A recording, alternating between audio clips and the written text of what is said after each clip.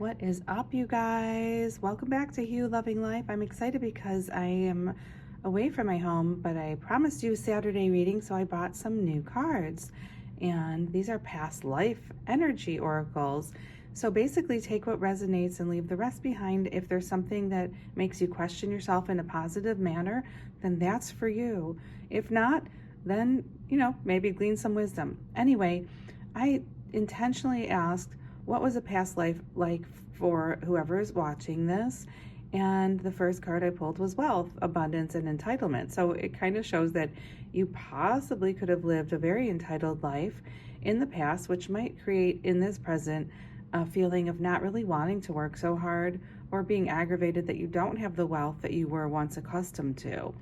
There is actually an affirmation and a karmic shift that is saying, no matter what is going on, consciously choose to increase the gratitude in your life. That's so true, because when you have gratitude, everything gets better. Even if finances are a little scant right now, take some time to focus on all of the blessings in your life, big and small.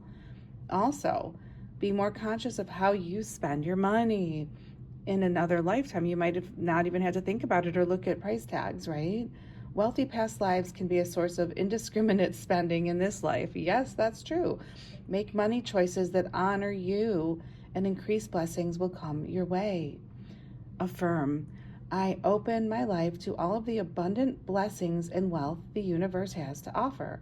I know that I deserve it. So again, if you were royalty, nobility, or just super wealthy, abundant, and entitled, then that's great. There's nothing wrong with that. It really bothers me when I hear people say, oh, it's bad, because guess what you're doing when you think it's bad to have wealth is you're keeping it away from you.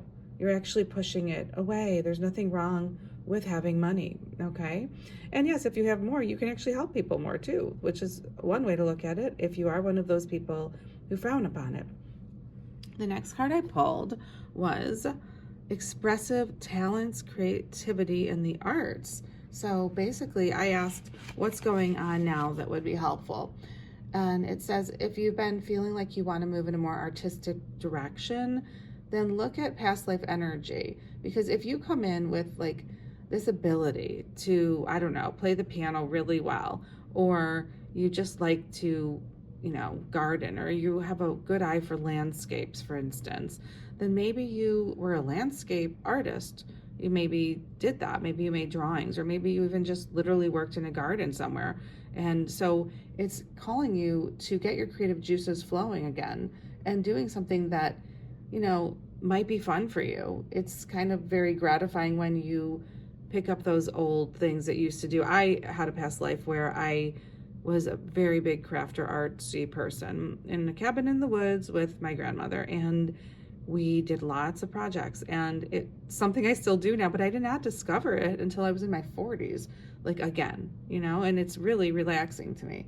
So it should bring you joy if it's from a happy past life, right?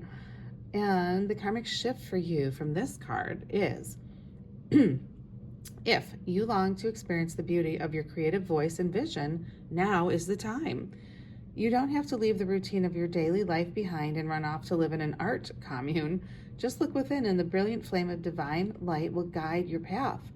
Play with the different forms of creative expression until you find the ones that resonate most with your heart and your eternal history. Eternal history, right? So the affirmation for today from this card is, I acknowledge the beauty, music, and poetry within. In every sweet expression, I sing the songs of my eternal soul. That reminds me, when I was a little girl, I used to make poems, and I haven't done it for a while until I guess a couple of years ago I started again, and I would write them. And that is a beautiful thing to do too. It can literally be anything. You could find that you like throwing rocks on water and watching them skip. And guess what? That's not easy to do. Some people cannot do that. I have a friend who can Mongolian throat sing, and that is from a different lifetime for sure, because it takes like a whole lifetime sometimes for people to learn how to Mongolian throat sing. That's not easy. And as a singer, I can sing, but I can't Mongolian throat sing. I tried. It's something that would take me a long, long time to learn. So what is it that you or your children or your friends are really good at? And is it something that brings you joy? If so, give it a chance. And back to the wealth card, try not to be judgy of people with wealth. And if you are, that's something to look at, because that's negative and it's not going to help you in any way, shape, or form. People can do what they do with their money, right? And also, it might point towards you wanting to be a little lazy in this lifetime, or spendthrift. And so that's something you're going to have to work on. I love you guys so much, and I hope you are loving your life too. Have a wonderful, wonderful day. Lots of love. Isn't that a pretty castle?